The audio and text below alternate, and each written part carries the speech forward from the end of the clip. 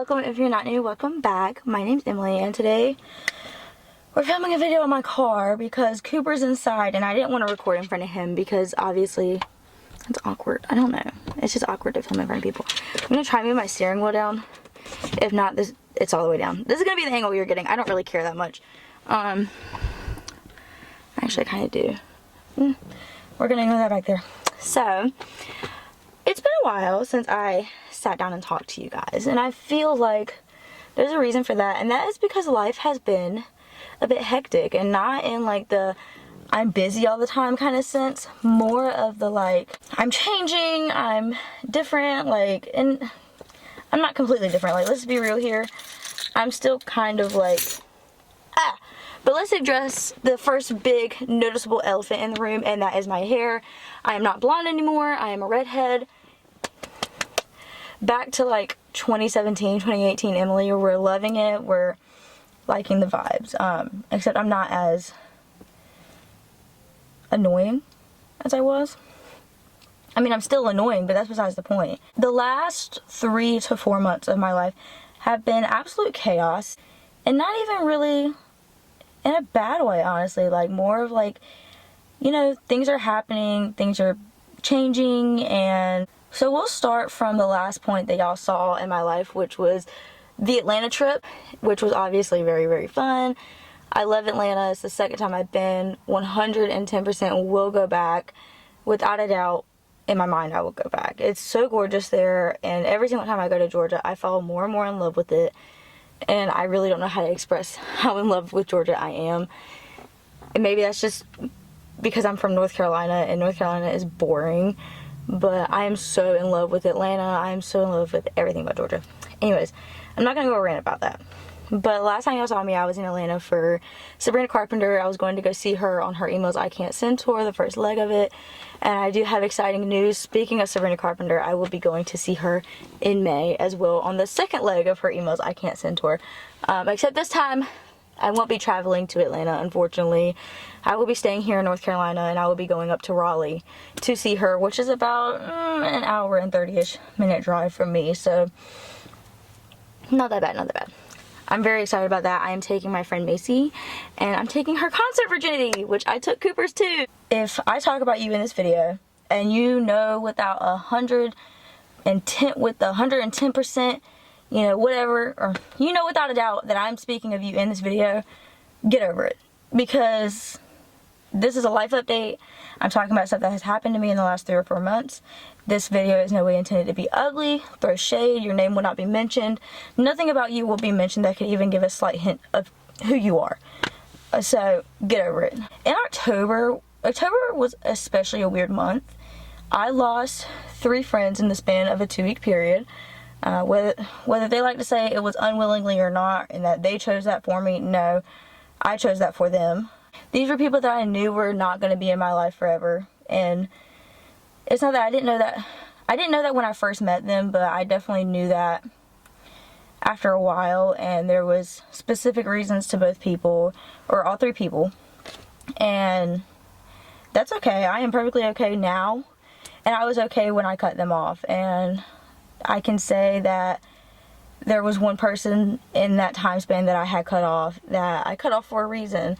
And I knew I was going to cut off, and I had really emotionally detached myself from that friendship, you know, okay. Anyways, I'm back, I guess. Oh my god, now you don't want to stay up? The first person I knew was not going to be in my life. I had emotionally detached myself from them probably about 8 months before the friendship had ended, and there were reasons as to why I did, and I knew pretty much like 1.5 years ago that friendship wasn't going to last.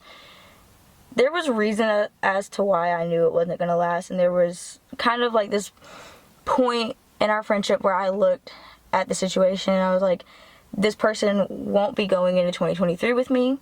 And I can feel that, and I knew it, and I didn't know when it was going to happen, how it was going to happen, whether it had been me who started the conversation, them who started the conversation, or it had just been a fight that got blown out of proportion.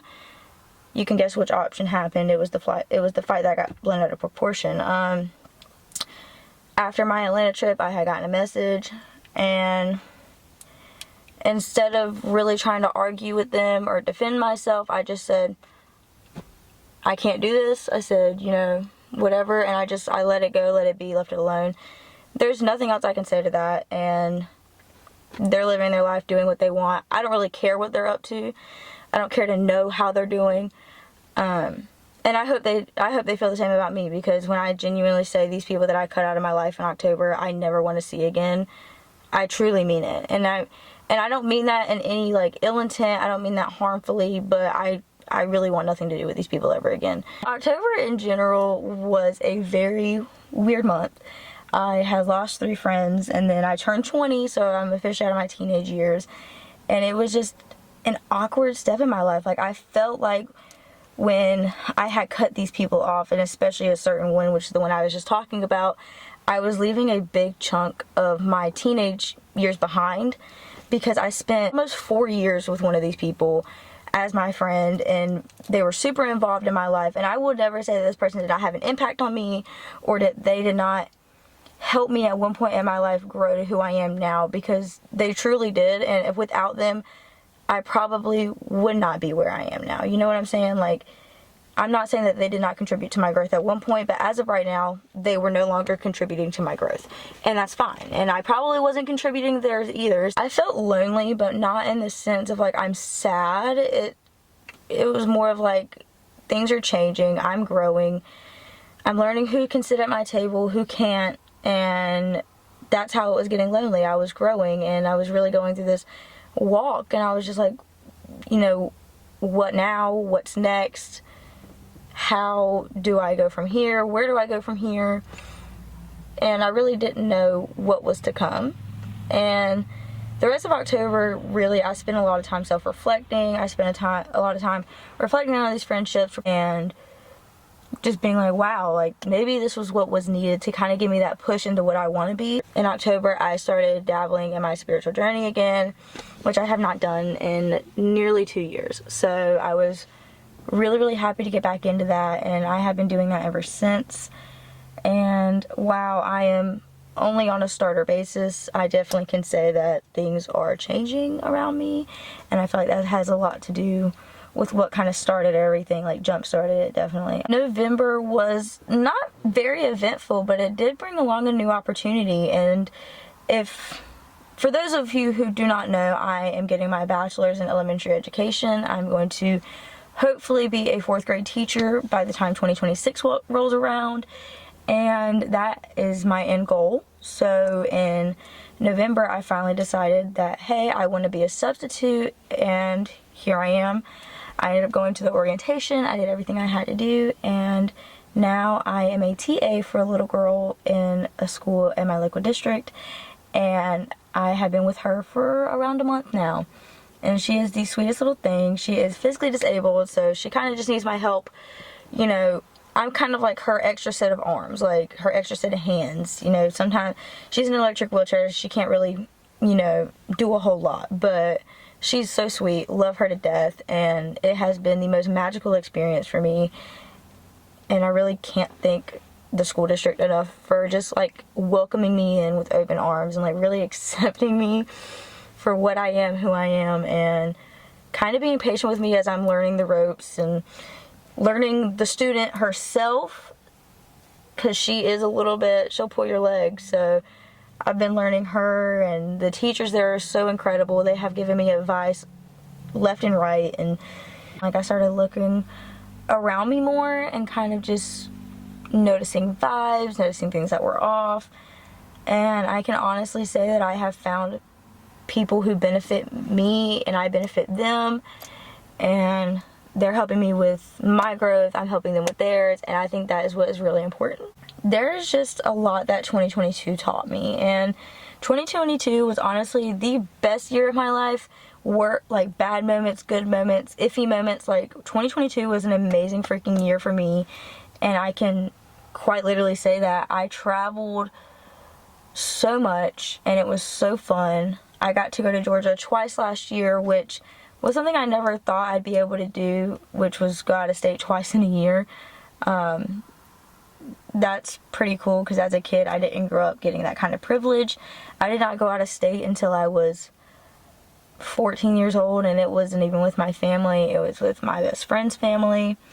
So just having that privilege to kind of be able to go out of state is really, really fun for me, and getting to experience things I've always wanted to experience. Obviously y'all are around for my Mystic Falls vlog. If you're not, you need to go watch it. It was fun. It was great. Cooper really had a good time.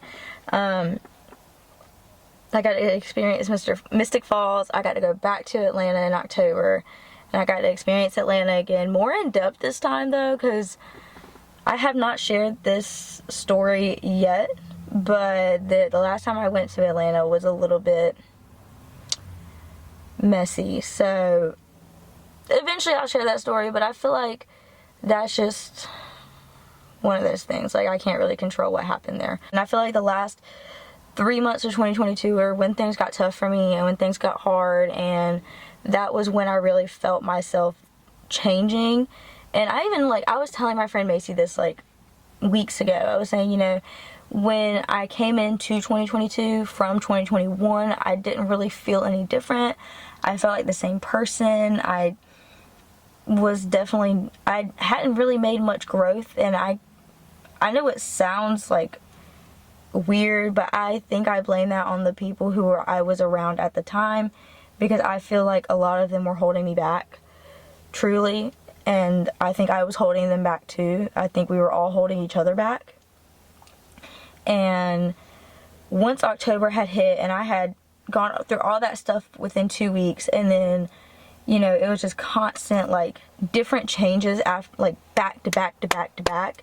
I think that was like what really was dude, it rocked my freaking world. Like, I didn't know how to act. I was like, oh my god, so much is going on, I don't know what to do. Like, my head's over here, but I'm also over here. I was like in a million different places at once at the end of 2022. I'll be real with you. And then when I walked into 2023, I was kind of like, wow, I feel different. I'm thinking differently. You know, something about the way I felt at the beginning of this year was definitely different than the way I felt at the beginning of last year. And I think that speaks volumes. I think that speaks a lot about my growth during the period of the last few months. And I'm proud of myself, honestly, truly.